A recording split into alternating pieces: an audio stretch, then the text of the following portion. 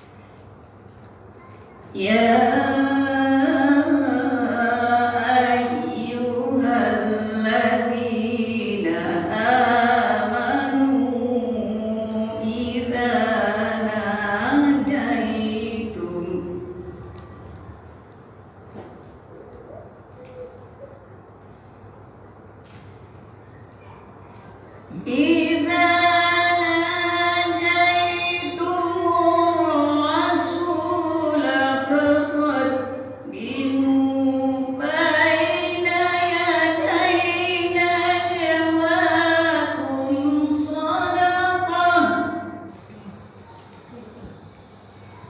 فإن لم تجدوا فإن الله غفور رحيم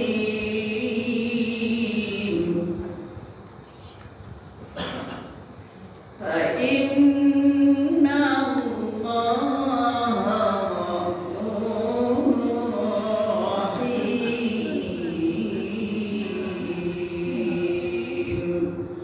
صدق الله العظيم. Assalamualaikum warahmatullahi wabarakatuh. Terima kasih kita ucapkan kepada Ibu Hajar yang telah membacakan Al-Quran di depan kita semua. Selanjutnya kita mohon sepatah kata dari Ketua Gundukan Noben Mampu kepada Ibu Ustazah Wisniati, persilakan.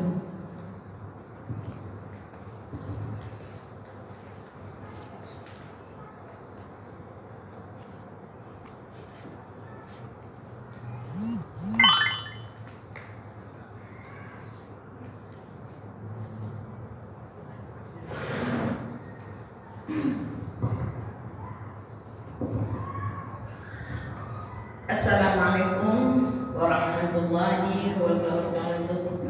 Salam. Masih ngantuk ibu. Cobalah semangat ya. Saya ulangi.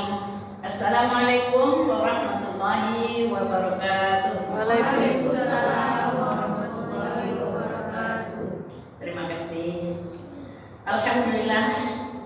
Alhamdulillahilladzi arsala rasulahu bil huda wa dinil haqq liyudhhirahu 'ala ad-din kullih walau karihal kafirun walau karihal musyrikun walau karihal munafiqun.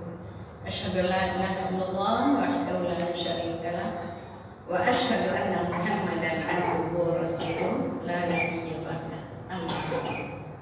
Yang sama-sama kita hormati Bapak Haji April Legan sebagai motivator kita pada hari ini, dan yang saya hormati ibu-ibu yang telah dapat hadir pada siang hari ini dan pada momen kita yang pertama ini. Mungkin karena pertama ini Pak barangkali masih belum begitu tahu kan, karena kami biasanya hari Minggunya benar. Pertemuan kita tauhid kita biasanya hari Minggu. Jadi ini karena hari Sabtu mungkin ada yang banyak perhalangan. Jadi kita maafkan saja yang belum bisa hadir pada hari ini. Insya Allah mudah-mudahan untuk yang akan datang sama-sama kita sampai menyampaikan. Ya Bu ya. Kemudian sholawat beriring salam tidak lupa kita kirimkan kepada junjungan Nabi besar kita Muhammad Sallallahu Alaihi Wasallam yang telah memberikan tunjuk ajar kepada kita dari yang tidak kita ketahui kepada puncak ilmu pengetahuan sebagaimana pada hari ini. Ibu-ibu dan juga bapak, walaupun bapak berdua di sini, tapi tetap kami hormati. Mudah-mudahan dengan adanya bapak-bapak ini, kata orang awak adojo tungke awak gitu. Jadi kami ibu-ibuku memang lama juga. Kalau tidak ada bapak, agak lama sekali. Tapi ada bapak semangat juga gimana. Nah, jadi ibu-ibu, adapun tujuan kita pertemuan kita pada hari ini adalah untuk mendengarkan motivasi yang akan disampaikan oleh Bapak Haji April Legan nanti kepada kita. Bagaimana langkah-langkah kita ke depan sebagai ibu rumah tangga, sebagai orang tua, dan bagaimana pula kita memanage anak-anak kita untuk masa yang akan datang. Mudah-mudahan kita Vanuatu ini tidak akan tertinggal pula dari yang lain. Nah, jadi mungkin itu yang dapat saya sampaikan karena waktu berjalan juga terus. Kemudian mari kita sama-sama menyimak nanti apa yang disampaikan oleh Bapak motivator kita. Demikian, Assalamualaikum warahmatullahi wabarakatuh.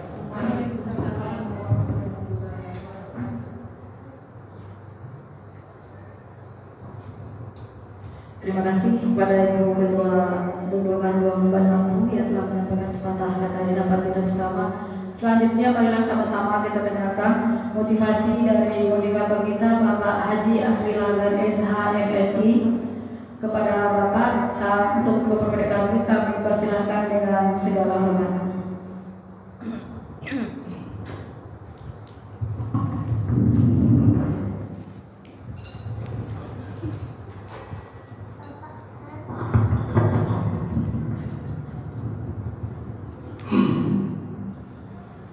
Bismillahirrahmanirrahim. Assalamualaikum warahmatullahi wabarakatuh. Waalaikumsalam warahmatullahi wabarakatuh. Alhamdulillahirabbil alamin alladzi arsala rasulahu bil huda wa dinil haqq liyudhhirahu 'ala dini kullihi wa kafa billahi shahida. Asyhadu an la ilaha illallah wa asyhadu anna Muhammadan 'abduhu wa rasuluhu la nabiyya ba'da. Allahumma shalli ala Muhammad wa ala ali Muhammad amma ba'd. Qala Allah ta'ala fi kitabihil karim, a'udzu billahi minasyaitonir rajim. Bismillahirrahmanirrahim. Walladzina yaquluna rabbana hab lana min azwajina wa dhurriyyatina qurrata a'yun waj'alna lil muttaqina imama. Wa qala Rasulullah sallallahu alaihi wasallam, kullukum ra'in wa kullukum mas'ulun an ra'iyyah. Shadaqallahul azim. Hadirin yang dirahmati ibu-ibu yang dirahmati Allah, dan juga satu bapak-bapak yang di belakang. Kita sampaikan ya, beliau ini satu tapi spesial. Mudah-mudahan kita berjumpa ini kan Allah yang telah menggariskan perjumpaan, pertemuan, perpisahan maupun jodoh, semuanya adalah skenario Allah Subhanahu wa taala. Hadirin yang dirahmati Allah, yang kami hormati Bunda kami, Bunda kandung ya, Bunda kandung kami, Ibu Haja Usneti dan juga Ibu Haja Usneti ya. Selama ini sama-sama belakangnya T ya. Usneti, Usneti. Asnati. Asnati. Usneti. Kan belakangnya T ya. Kenapa belakang T? Karena mereka selalu kata-katanya masuk ke dalam hati. Ada ya Ustaz. Ada luar biasa. Memang motivator. Jadi ibu sekalian, waktu sekarang jam 3:05, asar jam 4:04. Kita sepakati menjelang asar sudah selesai. Ya. Nanti sekitar 30 menit kita menyampaikan materi, 15 menit kita makan malam. Ya bukan? Maksudnya apa? Dialog, kan jawab. Nanti saya bilang makan bertanya-tanya belakang. Saya ini memang jujur, saya sebenarnya orang memang saya besar di Jakarta ya, lahir di Jawa. Saya darah Minang saya mengalir kembali ketika saya pindah atau berdomisili ke Dumai tahun 96. Pas pernah menikah sama orang begitu ya, bertambah mengalir darah Minang saya. Sekarang dulu satu hari Pak ngomongnya bahasa Jawa Pak Ketua. Sekarang tiada hari tanpa ngecek Minang. Hadirin yang dirahmati Allah, judul ini memang sungguh penting ya. Ini judulnya kayaknya kekinian nih. Siapa yang buat tema ini? Nah, saya mau tanya. Yang buat tema siapa? Ngaku ayo. Temanya ini memang mungkin bahasa ada yang belum terbiasa mendengarnya. Bagaimana kiat mendudukan ibu kita, bunda kita ketika mensikapi berkenaan dengan era digital yang secara kasat mata itu mempengaruhi karakter, pemikiran, juga pendidikan anak-anak kita. Ibu-ibu kalau saya bicarakan era digital, ibu-ibu apa ibu? Kalau yang ibu pikirkan apa era digital? Oh, TV digital, paling itu ya. Digital ini memang muncul setelah era tahun 80-an. Era digital. Tahun 80-an digital sudah mulai muncul. Dunia internet luar biasa. Berita yang terjadi di Amerika 1 menit yang lalu, 2 menit berikutnya kita bisa lewat dunia digital yang satunya adalah media sosial. Jadi hadirin ibu yang dirahmati Allah Subhanahu wa taala. Kalau masalah digital ini hal yang luar biasa. Dan ini tidak bisa kita sepelekan. Saya yakin ini kenapa tema ini karena sekarang masalah era digital ini menjadi masalah yang penting dalam hubungan keluarga antara kita. Hari ini mohon izin ya, saya terasa di rumah terasa. Oleh kumpul ya anak laki-laki saya, anak perempuan saya, istri saya kalau ngumpul bahwa ini kan sibuk masing-masing. Anak yang perempuan ketawa sendiri, yang laki-laki sibuk sendiri main game. Yang istri saya sibuk jawab dari sekolah-sekolahnya tuh, WA kawan-kawannya. Kalau saya sibuk ke Facebook, siapa yang komentarinya. Jadi kumpul kita 4 orang dalam sebuah tempat, tapi era digital ternyata tidak membuat kita satu keluarga semakin dekat satu dengan yang lainnya. Bahkan dalam sebuah survei dunia era digital ternyata banyak memisahkan hati mereka, walaupun mereka satu rumah, tapi seakan-akan mereka tidak tinggal di tempat yang sama. Kenapa? Akalnya, pikirannya bukan satu titik, tapi terpisah dengan yang lain. Ibu-ibu yang dirahmati Allah Subhanahu wa Ta'ala. Jadi dunia digital itu kalau bahasa kita ada dunia teknologi, informasi dan teknologi yang luar biasa. Semua serba digital. Hari ini surat kabar nggak laku. Kawan saya yang kerja di Dubai Pos, Riau Pos, pening dia. Kenapa? Tak ada yang bisa koran kan? Koran tuh lampe tuh. Kejadian kebakaran kemarin, kebakaran kejadian. Udah seminggu. Yang di mana kan kejadian tadi? Yang di jalan apa namanya?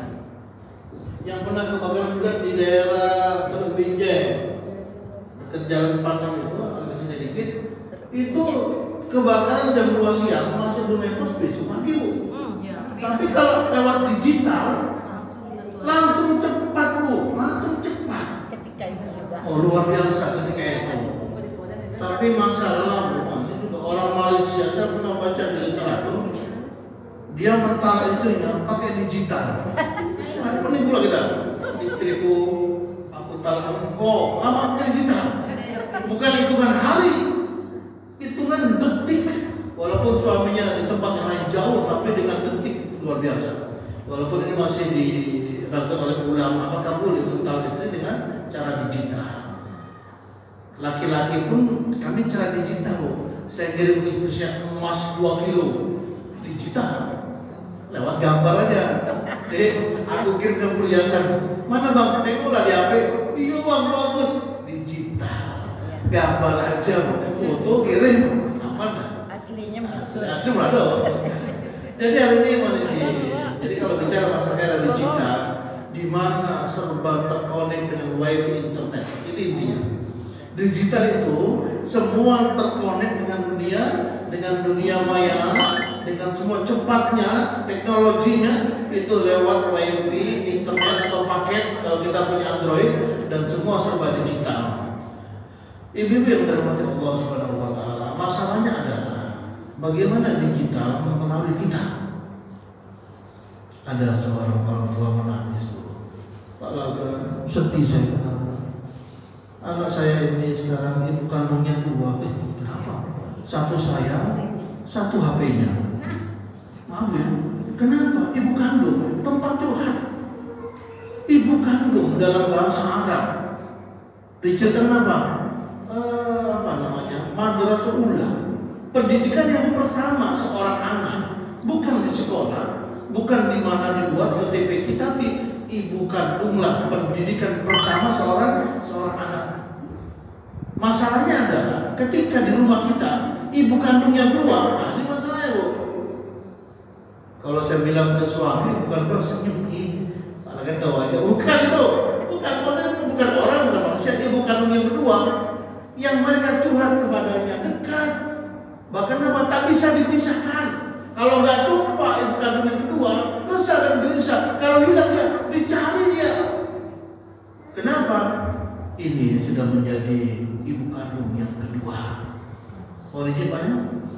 Kalau di rumah ada kita sama HP, anak kita bangun dan tidur, jarang mencari ibunya. Mama ibunya nggak ada di kasur. Di kemana mama ya? Nggak ada. HP juga nggak ada di kasur. Yang dicari pertama bukan ibunya yang melahirkan, yang dicari mana HP ya? Nah, coba lebih perlu saya HP daripada ibu. Kenapa? Karena digital. digital hari ini luar biasa. Maka hadirin yang dirahmati Allah Subhanahu wa taala. Jadi dampak digital dunia transformasi yang luar biasa. Pertama, hilang rasa komunikasi di antara kita. Kalau orang sudah pegang HP bu, bukan nggak boleh ya. Izin bu ya. Wah, kalau menengok ibu saya ingat Pak, ibu ini orang pintar, menengok dari matanya udah terasa ya, luar biasa. Saya ini pernah belajar bu, belajar komunikasi sama orang sedikit. Maaf, bukan dukun bukan. Komunikasi sama orang, saya agak bisa membaca karakter yang bersangkutan. Nengok Bu Haja Hasnati luar biasa. Orangnya banyak cerita. Iya, kalau ustazah itu banyak cerita. Maaf ya, jangan negatif sih. Begitu pun dengan ibu ya, maaf ya. Ketika jumpa pertama kali acara di mana? Kalau salah kalau pramuka bu ya, di MTS negeri ya. Ngobrol sebentar, saya udah banyak. Jangan salah-salah ngomong. Langsung keluar nih, KUHP. Artinya gini, mohon izinnya. Masalah dunia digital hari ini, yang pertama Bapak Ibu, ibu-ibu yang dirahmati Allah, masalah pertama adalah hilangnya, kurangnya, rendahnya komunikasi di antara kita. Nggak ada lagi komunikasi bu. Ini banyak laporan ibu-ibu se-Indonesia, bahkan mungkin sedunia, sejak ada era digital, hilangnya kasih di antara anak dengan ibunya. Kenapa? Mereka sibuk dengan dunianya dan ibu sibuk ketika mendekati anaknya. Tapi di era tahun 2023 mulai pula Pak, anak sibuk dengan HP-nya, ibu pun sibuk dengan HP-nya. Maaf ya, maaf ya. Iya, betul. Karena saya jujur kalau saya bikin postingan di internet, di FB, posting ya, rata-rata yang memberi respon pertama kali like itu rata-rata ibu-ibu, rata-rata ibu. Saya tengok main, saya kan tahu lah, Mak. Ibu si A, ibu si B, sampai mana? Hitungan menit bu, kalau hitungan menit berapa? Setiap beberapa menit sekali dia membuka statusnya. Aduh siapa nih? Setiap menit Pak, hitungan menit Pak, hitungan menit. Yang saya khawatir, kadang-kadang maaf, hitungan menit mereka membuka postingan. Nah, boleh saya atas saudara? Boleh Pak. Itu Pak RT,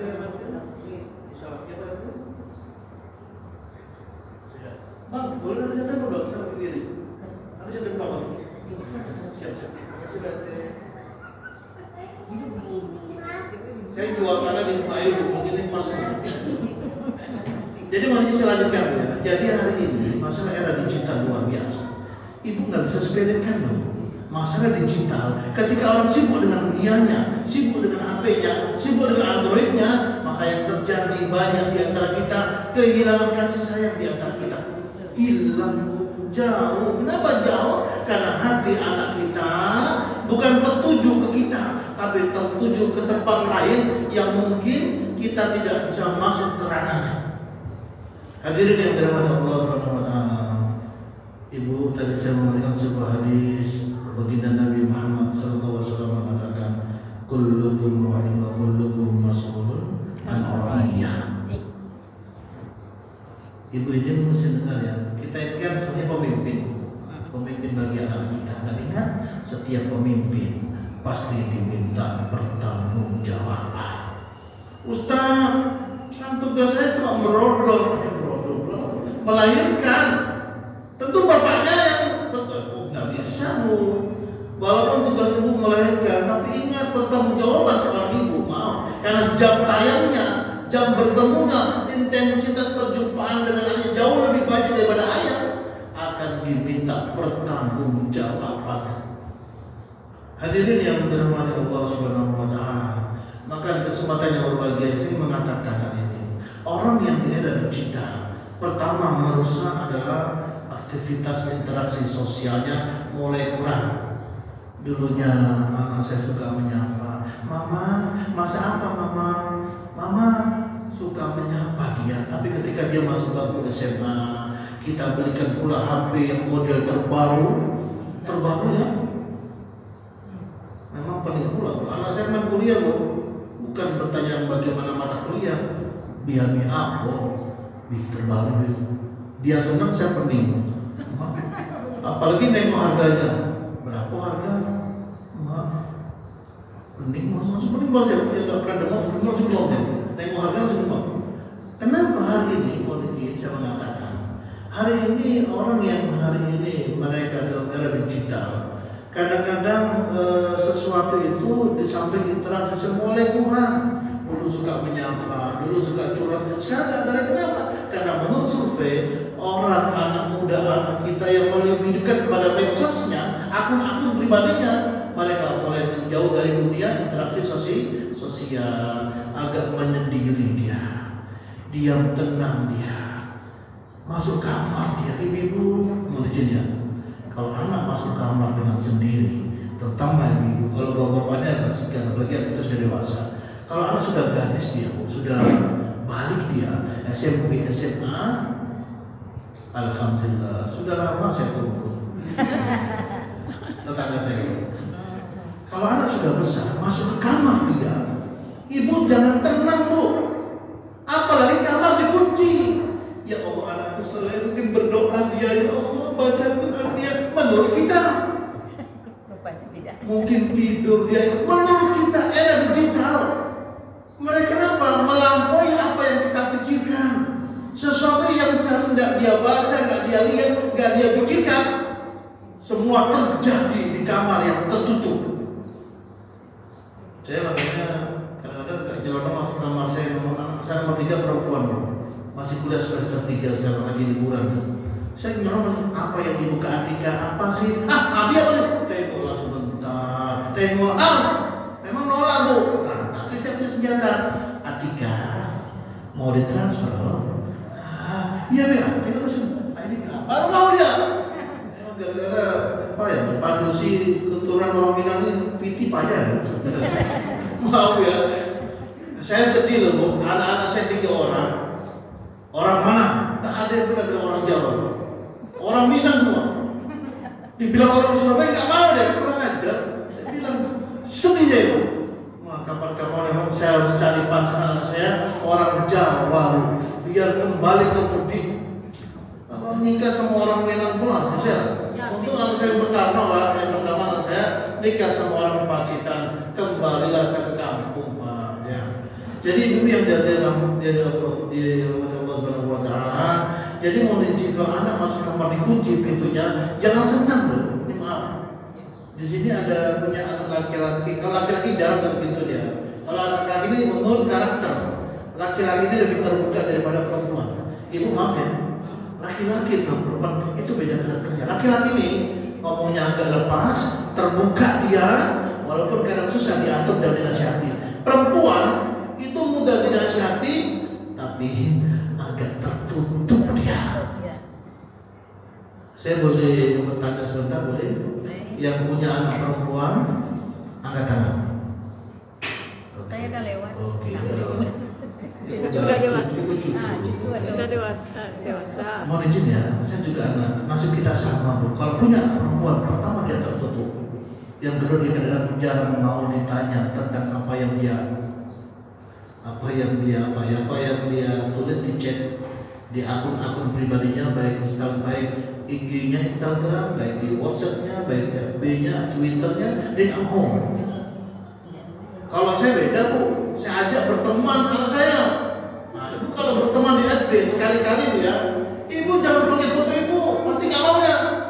Boleh itu nggak ada kecocokan, nggak mau dia konfirmasi itu, nggak mau dia. Ibu ganti foto, laki-laki ganteng. Maaf, ini dia. Padahal itu foto kita ya, untuk dikonfirmasi kenapa? Kadang-kadang anak kita lebih suka curhat di era digital daripada curhat secara frasa narasi kepada orang tuanya.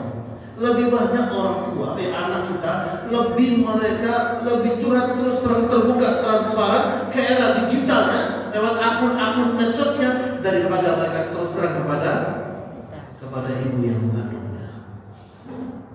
Mudah-mudahan kalau kita masuk kamar dikunci pintunya, ibu jangan ini ya. Gini ya, anak muda kalau sudah dewasa dia kadang agak butuh pendekatan.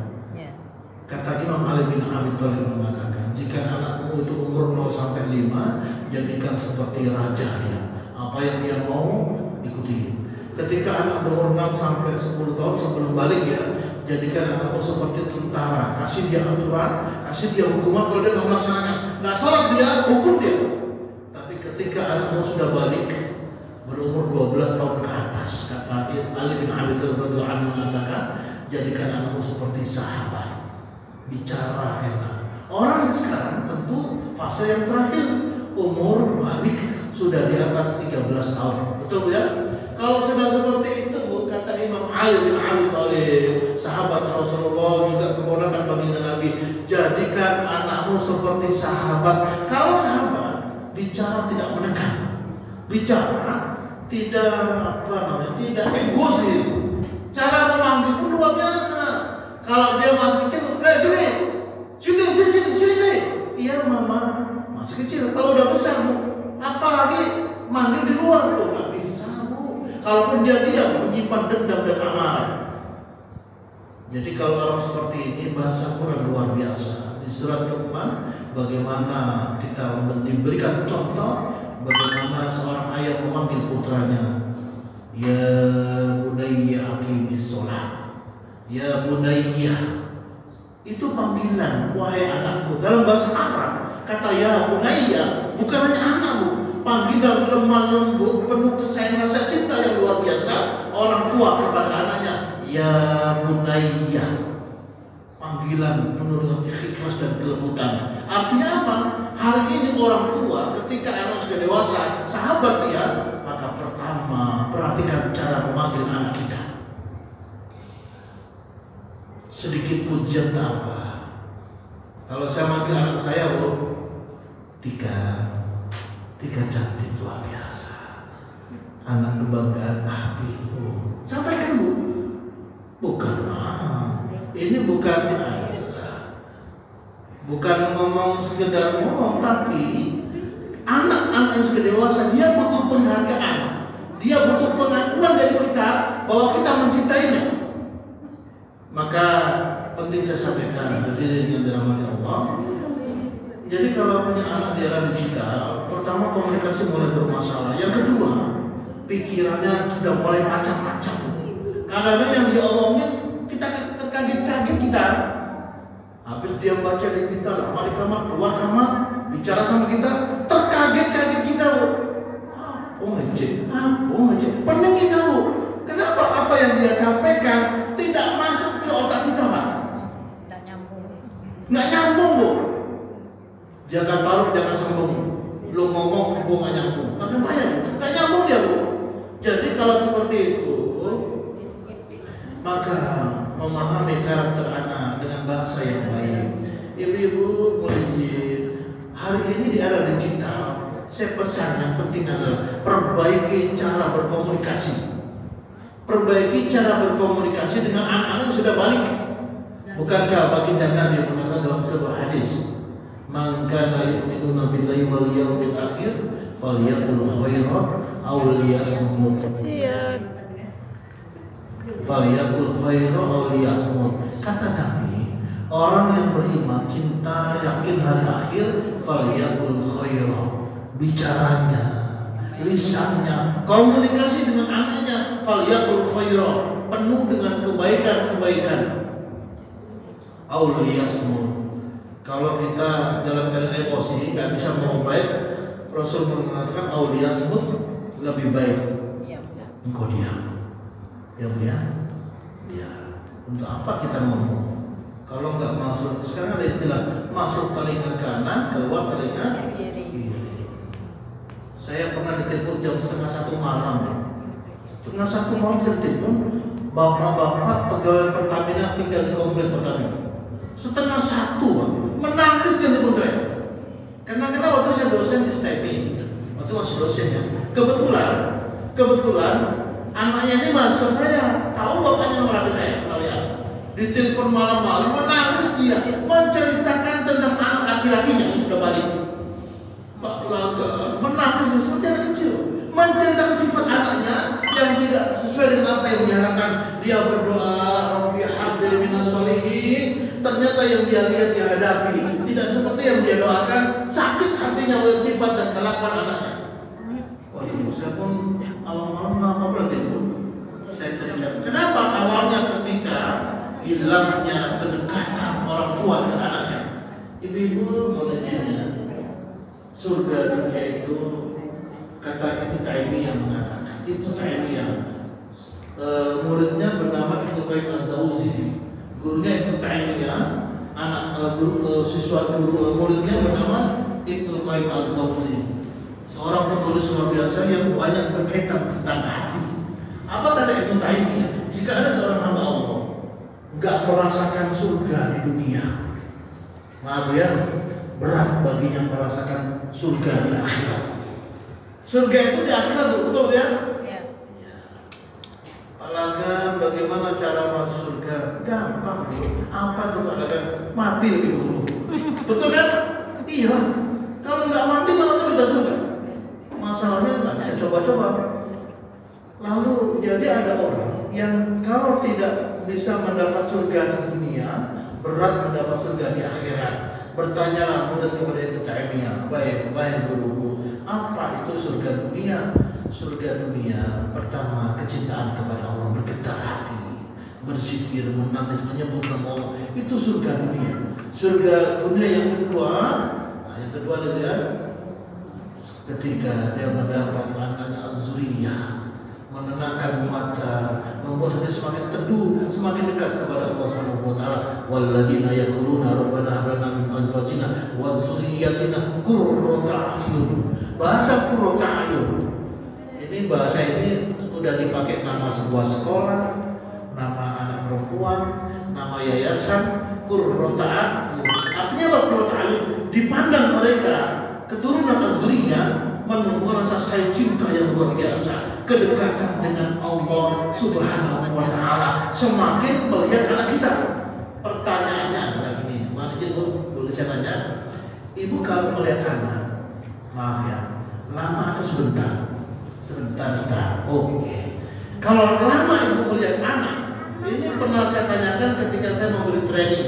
Ketika lama ibu melihat anak ibu yang sudah dewasa, lama ya, survei. Lebih banyak dalam keadaan marah atau dalam keadaan cinta ketika lama melihat wajah anak? Marah. Ternyata survei mengatakan seorang ibu yang lama melihat anaknya lama ya, ternyata rata-rata dalam keadaan marah. Kalau dia nggak marah gini, Tika, ya. Tapi kalau marah, Tika, itu beda ya. Ini fakta ya. Artinya apa? Hari ini surga dunia hilang dalam depan mata kita. Kalau udah hilang, kata Ibnu Taimiyah, bagaimana kita mendapat surga di akhirat? Ya Allah, mudah-mudahan tidak menimpa kita. Sekarang pertanyaannya, ya kembali kita masing-masing. Kira-kira di sini bukan Az-Zuriyah aja ya. Ayat ini mengatakan azwaja Az-Zuriyah, qurrata a'yun. Pasangan sama. Ini kadang-kadang laki-laki yang lain, bukan yang di sini, Pak ya, maaf ya. Saya tanya, Bapak ini bagaimana kalau melihat istri? Senang apa tidak? Ya biasa aja Pak lagi. Nengok istri sebentar biasa aja. Kalau nengok istri orang, agak lama, aku hancur. Susah ini. Kenapa? Pandangan mata jangan disepelekan ibu. Saya pernah diundang An-Namirah Pekanbaru di depan 300 orang guru-guru SD SMP. Materi dari jam 9 sampai jam 3 sore. Ibu tahu materi apa judulnya? Kekuatan pandangan mata. Saya pun pernah juga dikasih materi. Ini materinya. Tapi karena saya diundang itu saya nggak nolak. Dari jam 9 sampai jam 3 membahas tentang kekuatan pandangan mata seorang pendidik.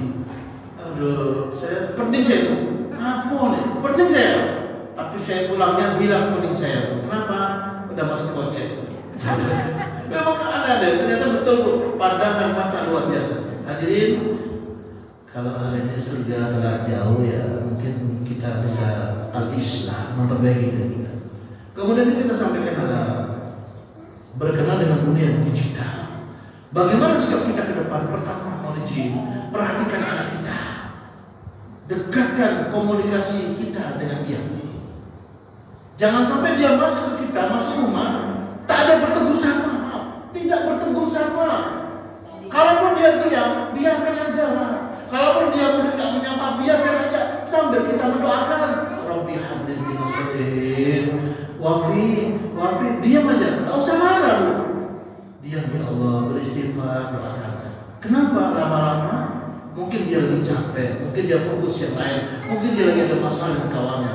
Sampaikan, tegur namanya, bila perlu tambah dengan bahasa yang Wafi sayang, sehat, panggil namanya, tanya kabarnya. Walaupun tidak respon dia, panggil terus menerus. Itu yang pertama. Yang kedua, perhatikan siapa kawan-kawannya. Hati-hati masalah kawan, ibu. Hati-hati masalah kawan. Kalau kawannya nama kita kurang baik, kata Nabi, Bu, Nabi kalau melihat karakter seorang anak gampang. Kenapa kata Nabi? Lihat kawan-kawan dekatnya. Ibu-ibu kalau anak kita pergi kemana, jangan masa bodoh ya. Ya Allah, lepas ya Allah aku. Kenapa? Anak-anakku sudah hilang, lepas ya Allah, aman ya Allah. Bisa nonton, bisa tidur-tidur. Lepas anak yang menjadi masalah. Dengan siapa dia bergaul? Dengan siapa dia berinteraksi? Dengan siapa dia bermain digital? Dengan siapa dia berhadapan? Jika orang yang tepat, alhamdulillahirabbil. Tapi kalau orang tidak tepat, hadirin jemaah, masya Allah, anak kita usaha, ya Allah. Betapa banyak orang tua menangis di masa tuanya. Betapa banyak orang tua memukul-mukul dada ketika anak sudah dewasa. Gak dia bayangkan, gak dia sangka anak yang selalu baik menurut dia. Ternyata datang polisi menangkap anaknya pecandu narkoba. Nauzubillah min dzalik. Saya waktu menjabat kepala dinas sosial, bapaknya pejabat, menangis, minta tolong Pak Lagan, bikin rekom, anak saya minta direhab. Tahu direhab, rehabilitasi, Bu. Minta direhab, kenapa? Anaknya dua, pecandu semuanya. Nah ya Allah, apa yang terjadi? Hilang kehidupannya, motivasinya kerja hilang, hidupnya hilang. Kenapa? Anak mahkota hatinya hilang di depan mata. Dua-duanya pecandu. Saya pun, ya Allah. Kenapa? Ketika orang tua melupakan memperhatikan siapa kawan-kawan dekatnya. Yang terakhir, kalau dengar kata terakhir senang gitu ya.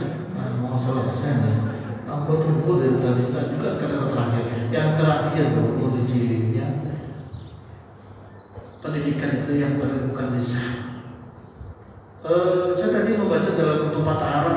Pepatah Arab mengatakan lisanul hali afdahu min lisanil muqali.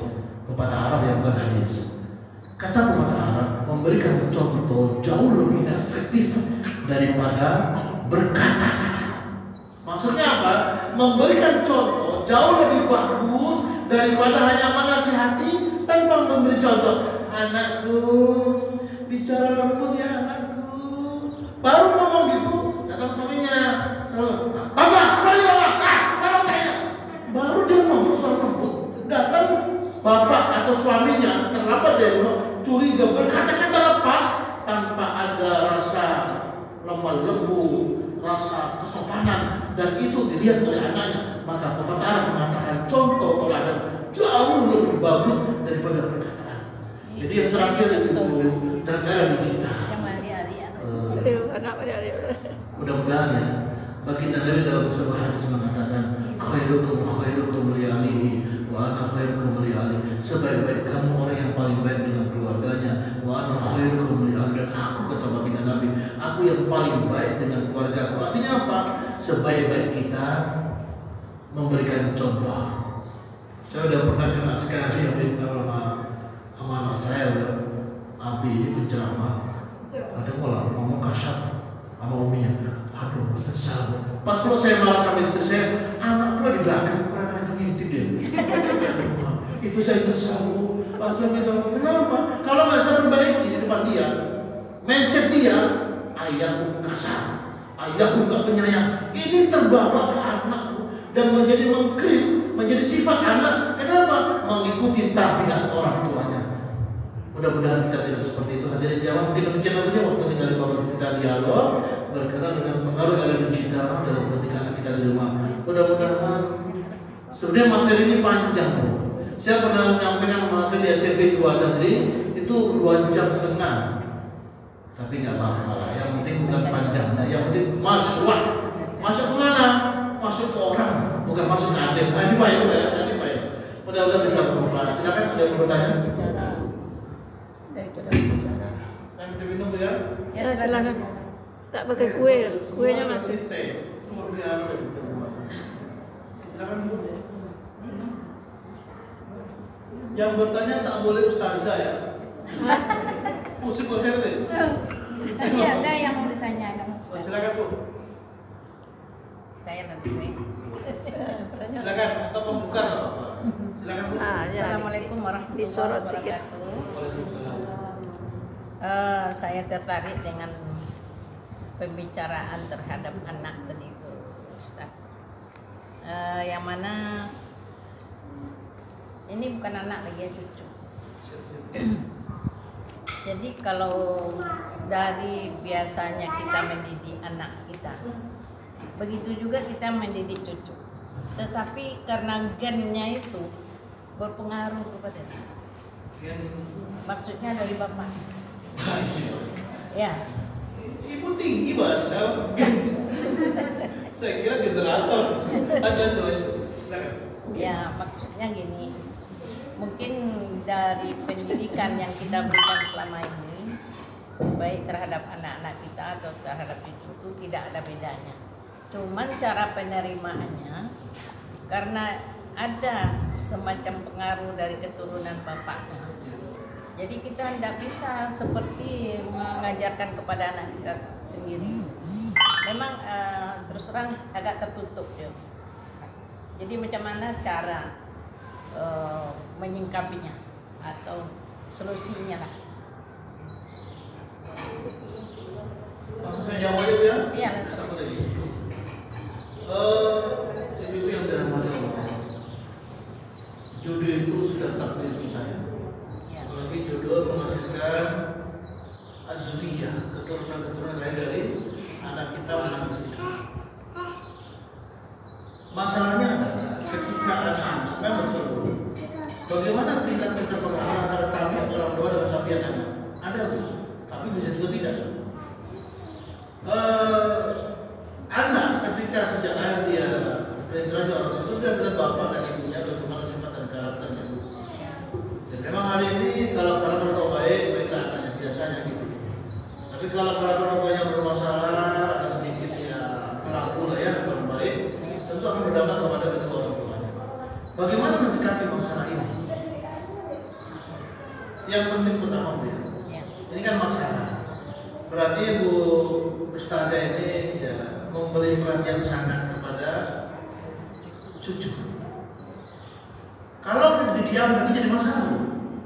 Masalahnya adalah ketika orang tua anak, ketika orang tuanya dari anak tersebut tidak berubah karakter yang kita khawatirkan, maka sesungguhnya akan karakter menjelma menjadi karakter anak. Bagaimana langkah kita? Ya, kalau saya Bu ya, yang pertama ya tentu kita dekati orang tua, kita ajak bicara. Dari mana yang paling bisa? Maaf ya, kalau ke bapaknya agak susah, lewat istrinya, anak kita. Kalau anak kita perempuan ya, kalau kita langsung ke suaminya, takutnya dia didikte. Apalagi rumahnya berbeda, nggak di kita. Tapi kalau rumah di kita, Bu, agak lembang kita, agak lembut terus itu suaminya. Iya ibu Nurta, iya Bu. Tapi kalau udah bisa dia, apalagi maaf ya, kehidupannya agak lebih baik pula dari kita. Nah, ini mulai ada ego mulai muncul.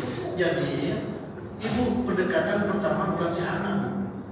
Dari suami istri, anak kita yang mana? Entah bapaknya, entah ibunya, dekati ke anak kandung kita lebih dahulu, bicara mata dengan mereka. Tentu dengan cara yang baik, dengan mengedepankan rasa-rasa yang baik, dan kita mencari perbaikan, ajak berdialog sebentar. Itu langkah pertama. Ketika berdialog tentu kita sudah memberikan joke ya, kiat-kiat bagaimana bisa berubah anak. Yang kedua, ini masalah yang kedua ya. Kadang-kadang orang tua kalau udah bergeser sama mertua atau sama orang tua kanan sendiri ya, bergeser ya. Dia susah Bu, kalau orang udah berdialog dan dia udah antipati duluan, belum kita ngomong apa-apa, kalau orang udah benci belum bicara itu, apa yang kita sampaikan nggak akan masuk Bu. Kenapa? Negatif thinking dia, nggak akan masuk. Apalagi ada masalah sebelumnya. Ini maaf ya, kalau ada menantu atau walaupun anak kandung, ini kejadian maaf, banyak orang bilang kejadian anak kandung menantu sudah masalah dengan mertua atau orang tua kandungnya, udah masalah dia. Tak apa masalah kita belum paham, itu dinasihati agak susah Bu. Kenapa agak susah? Karena friend dia udah prasangka buruk lebih dahulu kepada orang tua atau kepada mertuanya. Nah, kalau terjadi seperti itu, mohon izin ya, carilah orang ketiga yang dekat sama anak kita. Mama yang dekat Pak Haji Agus, Bapak kan dekat sama itu menantu saya dulu. Kayaknya sama Bapak sudah ngobrol, boleh nggak masukin dikit-dikit. Terus sekarang nggak langsung, tapi jangan pula pesan sponsor. Sampaikan dari jangan sebut nama kita. Bagaimana cara biar masuk?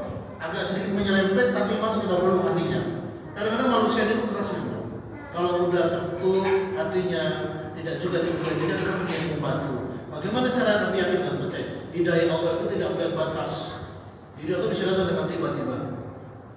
Orang ketiga, yang terakhir, saya enggak juga dia. Sekarang kita main di anaknya sekarang. Kalau anaknya udah dewasa, udah balik ya. Nah, kalau anak berimam ya, tahabbu kata baginda Nabi. Berikan dia hadiah, maka Anda bisa menangkap rasa cinta. Anak sekarang Bu, dekat sama nenek kakeknya biasanya dikasih hadiah Bu. Dikasih hadiah dia senang dan nasihati dia. Oma, opa, kakek, nenek, sini dulu. Nih, 20.000. Iya. Kalau walaupun dia besar, kok 50.000 naikkan harganya kalau dia besar. Setelah dia senang, jadi ingat ya, jangan menasihati anak kalau dia sedang tidak berbahagia dengan kita. Ibu, izin ya. Kalau ibu punya anak yang sudah dewasa, jangan sekali-kali menasihati kalau masih dia untuk di sini tidak nyaman dengan kita, nggak akan masuk ke telinganya. Jadi yang ketiga Bu, panggil yang bersangkutan. Bila perlu ajak jalan-jalan. Dulu saya pernah Bu, anak saya perempuan marah sama saya Bu. Saya ajak ke CFC makan ayam. Oh senang dia. Pas sampai CFC lagi makan ayam Bu, gembira dia, senang dia. Barulah pelan-pelan saya memberikan nasihat ke hatinya. Ketika Abi minta maaf ya, Abi minta maaf. Dia pun diam makanya dia Bu. Walaupun dia bisa makan, tapi masuk ke telinganya Bu. Kenapa masuk? Dia dalam keadaan bahagia. Jadi Bu, kalau ada seperti itu mohon izinnya. Dia paling gak suka dinasihati di depan orang. Gak suka dia. Ibu kalau dia gak suka, ibu jangan lakukan. Kamu ya, dengar kamu ya mah. Tengok ibu, anak saya. Waduh, dia memang diam Bu, tapi meronta hatinya menangis. Aduh, itu akan menjadi kisah lalu pengalaman pahit yang dia kenang seumur hidupnya. Saya khawatir ini kayak kejadian. Kenapa banyak anak tidak mau melihara ibunya ketika tua? Kenapa banyak anak melepaskan orang tua ketika tua? Kamu tahu dia menyimpan rasa dendam bertahun-tahun di hatinya dan dia dilampiaskan ketika orang tua sudah berdaya. Masya Allah, mudah-mudahan tidak menimpa kita. Jadi menurut Bu, kalau yang ketiga tadi dekati anak itu, kalau dia udah balik, sedangkan hatinya tahabbu, berikan dia hadiah, rambut rasa cintanya. Bicara dengan baik, tanpa merendahkan, angkat harga dirinya. Ibu kalau nasihati orang maaf ya, orang kan lebih punya kurang. Kalau ibu nasihati orang, jangan fokus kepada kekurangan Bu, fokus kepada kelebihan. Kalau ibu nasihati orang, gini, kalau ibu udah fokus kepada kekurangan, fokus pikiran kita akan berdampak kepada kalimat yang keluar dari mulut kita. Itu pasti berdampak. Orang kalau udah perasaan gabung duluan, maaf ya, keluar dari kata-katanya pasti hal-hal buruk, pasti. Tapi kalau orang berpikiran yang bagus, maka takdir Allah akan baik.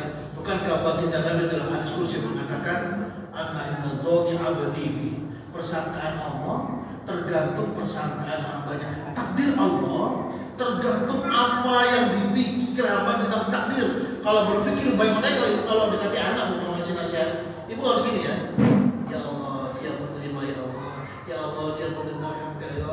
Sama kalau saya mesti training Bu, saya tegak gini di sini. Saya besok mesti di pendopo pagi. Saya dulu.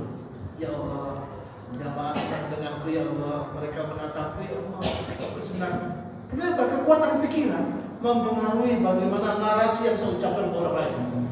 Tapi kalau kita mau saya tampil, ya Allah ibu-ibu ya Allah, ada boleh ibu-ibu. Kacau dia Allah. Kacau, susah, durhaka dia, gak mau dengar dia.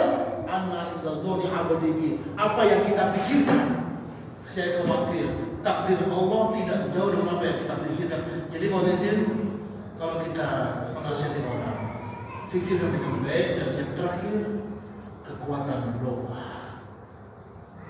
Kekuatan doa. Orang berdoa ya, maaf ya, kedekatan lebih dahulu ya.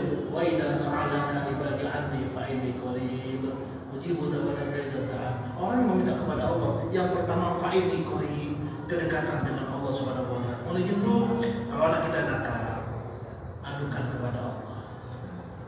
Kemarin saya marah sama laki-laki saya, bangun siang dia. Emang tadi sholat subuh? Sholat jam subuh bangun jam 7. Wafi, ini sholat apa? Subuh atau duha? Sekalian aja di subuh dan duha. Gak bisa. Oh, terlambat pula subuh. Tapi saya memang sama Rai, Bu. Sama Rai. Saya bilang, Wafi, hancur hati Abi. Melihat engkau sholat subuh terlambat, hancur. Untuk apa harta? Pikir dia, ibu harus berani menegur loh, Bu. Apalagi ketika masalah yang standar, masalah yang fundamental, masalah akhir di sholat. Dan ternyata maaf ya, ini kan kalau dalam bahasa motivasi, orang yang sudah terpelihara sholatnya aman hidupnya, orang yang terpelihara sholatnya aman rezekinya. Kalau sholat anak kita bermasalah, itu bisa berdampak kepada dia dunia dan akhirat. Mudah-mudahan tidak menimpa kita. Oke, itu aja Bu, udah jadi. Sedikit lagi Pak. Ya. Mengenai pertanyaan saya tadi itu kan pendekatannya yang pertama tadi kepada bapaknya kan. Mana yang cocok? Oke, siap. Jadi untuk mendekati kepada bapaknya ini dia udah bisa. Macam mana? Wah, pandang cerita nih. Iya. Kamu bilang dari tadi, waduh, lain pula jawabannya Bu. Jadi Ini udah kaji beda lagi nih. Jadi yang bapaknya sudah berpisah. Boleh jadi juga mungkin itu penyebab anaknya. Betul. Jadi kemudian dia sudah dapat bapak sambungan. Yang bapak sambungan tadi ini dengan bapaknya tak bermasalah, cuma dengan neneknya. Di sebelah bapak sambungan itu agak memandang sebelah mata lah dengan anak kita, sehingga kami tarik anak itu. Kami tarik, jadi kita yang memelihara dari memasukkan sekolah SD sampai sekarang ini udah tamat dah. Jadi maksud saya itu memang dia agak tertutup anaknya. Memang kalau Berapa umur anaknya? Umurnya berapa? sekarang udah 23. Udah dewasa kok. Udah dewasa dah. Jadi Balik kuadran itu. maksudnya kita itu nak menanyakan, mungkin kita nak mencarikan jodoh atau menanya, tentu ditanya pada dia dulu apakah dia punya kawan. Ada lagi Perempuan. Nah, jadi itu memang dia kata bapak tadi itu kan sering kalau masuk kamar itu ya, tapi memang tak kunci loh. Tapi kegiatannya dalam kamar tu aja.